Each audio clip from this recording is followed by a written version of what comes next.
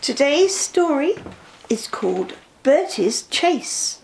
Now you might remember that Bertie is the bus who chased Thomas. No, actually, in this story he chased Edward because Thomas's fireman hadn't turned up to work. So let's read the story and find out what happens. Ooh, zoom. Beep, beep, we're late, fussed Edward. Beep, beep, beep, beep. Where is Thomas? He doesn't usually make us wait. Oh dear, what can the matter be? Sang the fireman. John is so long out. Never you mind about Johnny, laughed the driver. Just you climb on the cab and look for Thomas. Can you see him? No. The guard looked at his watch. 10 minutes late, he said to the driver. We can't wait here all day.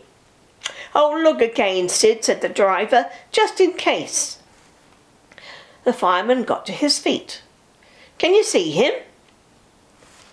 No, he answered, but there's Bertie the Bus in a tearing hurry. No need to bother with him, though. Likely he's on a coach tour or something. He clambered down. Right away, Charlie, said the guard, and Edward puffed off. Toot! Toot! Stop! Stop! Wailed Bertie, roaring into the yard. But it was no good. Edward's last coach had disappeared into the tunnel. Bother, said Bertie. Bother Thomas's fireman not coming to work today. Oh, why did I promise to help the passengers catch the train? That will do, Bertie, said his driver. A promise is a promise, and we must keep it. I'll catch Edward or bust, said Bertie grimly as he raced along the road. Oh, my gears and axles, he groaned, toiling up the hill. I'll never be the same bus again.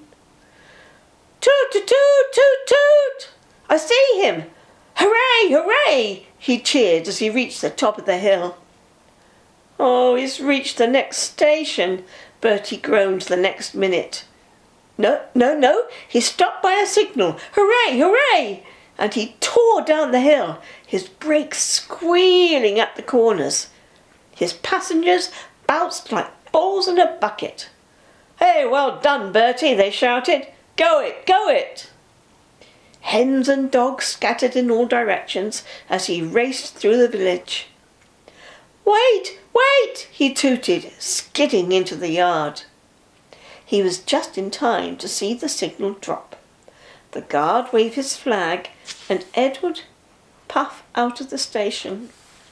His passengers rushed to the platform, but it was no good, and they came bustling back. I'm sorry, said Bertie unhappily. Well, never mind, Bertie, they said. After him quickly. Third time lucky, you know.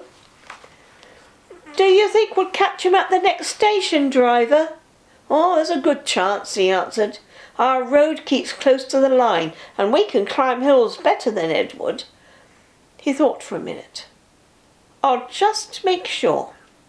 He then spoke to the station master, while the passengers waited impatiently in the bus. This hill is too steep. This hill is too steep, grumbled the coaches as Edward snorted in front. They reached the top at last and ran smoothly into the station. Beep, beep, whistled Edward. Get in quickly, please.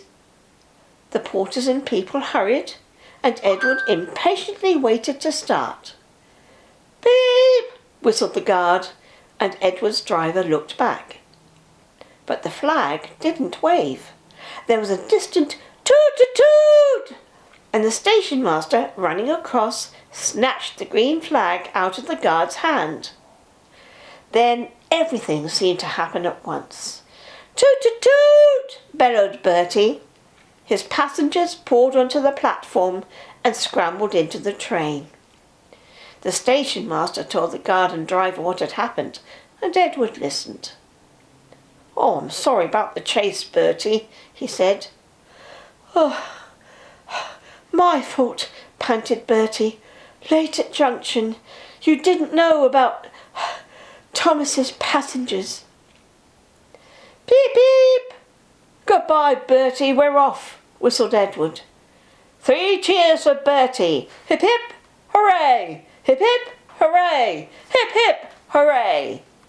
They cheered and waved until they were out of sight.